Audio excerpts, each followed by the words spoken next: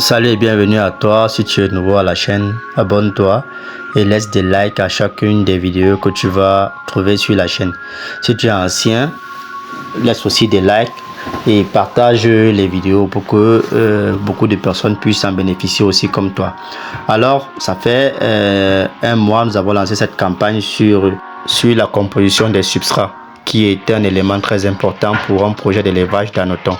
Vous avez par exemple cette composition que nous avons montrée au cours de cette campagne, cette composition au cœur de raffia aussi, vous allez voir cette composition au bambou de raffia et plusieurs autres compositions. Nous allons vous laisser un peu en compagnie de notre étudiant Maman Véronique de MCB, qui après sa formation théorique et pratique a pu avoir ses géniteurs et a lancé son élevage avec une composition qu'elle a apprise et qu'elle a améliorée, et ce qui a fait en sorte qu'elle nous revienne pour nous montrer le résultat après 10 jours. Suivons-la un peu dans ce petit extrait de vidéo. Oui, c'est Maman Véronique de MCB. Bonjour Armel. Je suis comme ça que je classe dans. C'est comme ça que je fais le substrat dans.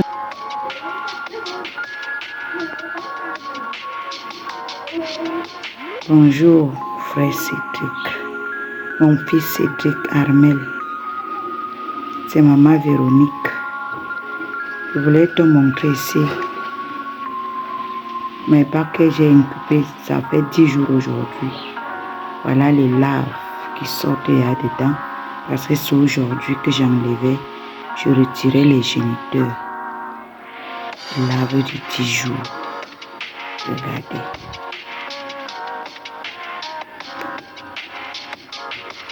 Ceci, c'est grâce à la composition des substrats dont on vous a parlé depuis.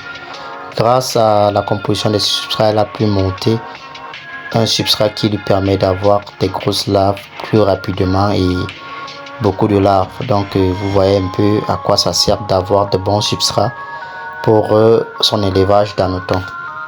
Nous allons poursuivre en vous montrant notre extrait de Madame Bénédicte depuis la Côte d'Ivoire, qui a aussi souscrit pour la composition des substrats après sa phase théorique. Elle a commencé avec la phase pratique, avec la composition des substrats. Nous allons aussi la suivre dans son extrait où elle va nous présenter les intrants et comment on compose un substrat. Bonsoir Monsieur Cédric, je suis Bénédicte, épouse Diabaté. Je viens de finir ma formation théorique. Je vais débuter maintenant la formation pratique par la composition d'un substrat. Alors, je vous montre les différents éléments du substrat. Ici, grâce à la liste des intrants qui a été soumise à la disponibilité de Madame Bénédicte depuis la Côte d'Ivoire, elle a ainsi réuni chaque intrant pour pouvoir constituer un substrat.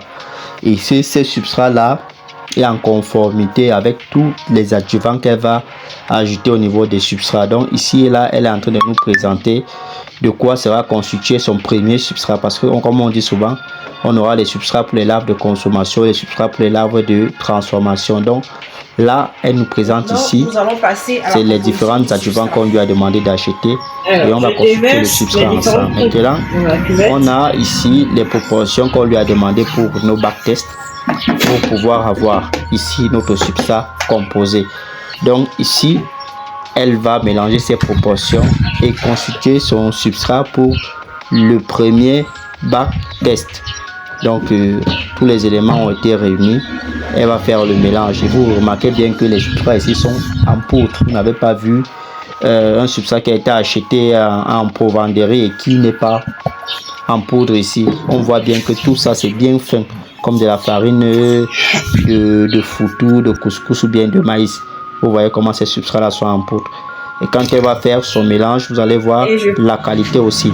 Ici là aussi, on passe au deuxième substrat qui va être toujours élaboré ce même jour dans la composition des substrats. Elle présente toujours ce substrat ici là, comme vous êtes en train de voir sur la vidéo, parce que ça c'est une formation pratique sur la composition des substrats. Donc vous voyez qu'elle ajoute élément après élément pour qu'on puisse avoir ici une certaine catégorie de larves et qu'on puisse avoir le rendu que nous attendons en ce qui concerne l'élevage des hanotons. Vous n'avez pas vu ici des gros tubercules de manioc ou bien quoi que ce soit. Vous voyez ici que tout ici a été apprêté minutieusement et on aura aussi un bon rendu selon le substrat qu'elle a apprêté. Donc pour tous les retardataires qui n'ont pas encore eu à apprendre comment on fait le substrat, venez, nous allons vous montrer au moins 5 types de substrats pour que vous puissiez bien lancer vos productions et produire des laves de qualité. Car comme nous le disons dans nos vidéos, le substrat c'est la clé de la réussite dans ce domaine-ci. Si tu composes un bon substrat, tu auras un bon rendement et tu auras des laves de qualité et ainsi tu pourras attirer aussi les clients de qualité. Parce que beaucoup là font des laves de manière anarchique. Tu vas voir, les laves ont des différentes couleurs, les laves ont des odeurs. Ici, avec cet apprentissage de composition des substrats, déjà que tu pourras faire ton élevage en milieu urbain, peut-être même dans un immeuble, et ne pas avoir des odeurs. Avec cette formation sur la composition des substrats, tu as la possibilité de constituer des substrats naturels avec des éléments naturels et avoir aussi des laves qui viennent du naturel.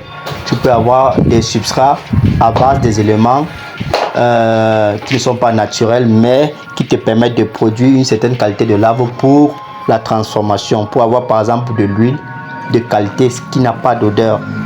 Donc ici nous te laissons le choix entre plusieurs substrats afin que tu puisses aussi avoir un bon rendement, afin que tu puisses aussi pouvoir vendre au travers peut-être de nous.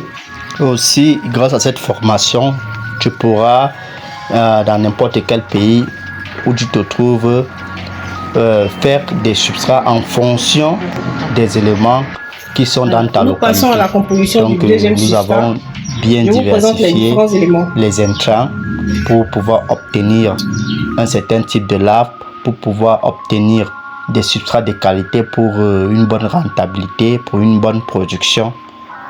Donc tu peux venir et te faire former sur les substrats ou alors sur la formation complète sur l'élevage des anotons.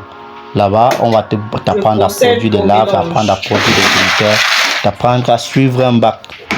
Donc c'est un peu ça que Madame Bénédicte est en train d'appliquer ici depuis la Côte d'Ivoire. Vous voyez que la distance n'est pas un problème. Nous avons toujours dit que la meilleure formation est celle que l'on pratique en ligne. Pourquoi? Parce que tu ne peux pas apprendre en présentiel une formation qui a un cycle de 2 mois. Donc ici, grâce à la formation en ligne, nous avons pu regrouper tout ce qui peut se produire pendant ces 2 mois-là. Ça te permet ainsi de gagner en temps, ça te permet ainsi de gagner un peu en information avant d'entamer la phase pratique proprement dite. Parce que ici, comme nous avons pu dire dans nos vidéos, chaque étudiant fait face à ses réalités. Ça veut dire quoi? La température ambiante que vous avez à votre niveau ou bien au niveau du centre de formation où vous êtes allé faire une formation en présentiel n'est pas la même que vous allez rencontrer chez vous. Donc du coup, vous pouvez aller et voir tout ce qu'on peut dire là-bas en présentiel, mais arriver chez vous, quand vous allez vouloir appliquer ce que vous avez vu, vous n'avez pas le même rendement. Et c'est ce que beaucoup rencontrent pendant les phases de formation pratique. Quand ils vont pour appliquer, ils n'ont pas de bon rendement et ils reviennent maintenant pour faire une formation en ligne avec suivi. Car ce qui est plus important, c'est le suivi. Ce n'est pas le fait d'avoir été formé ou bien d'avoir eu un document ou bien des vidéos ou alors une formation en présentiel qui atteste que vous pouvez déjà avoir tout le contournement ce qui concerne l'élevage.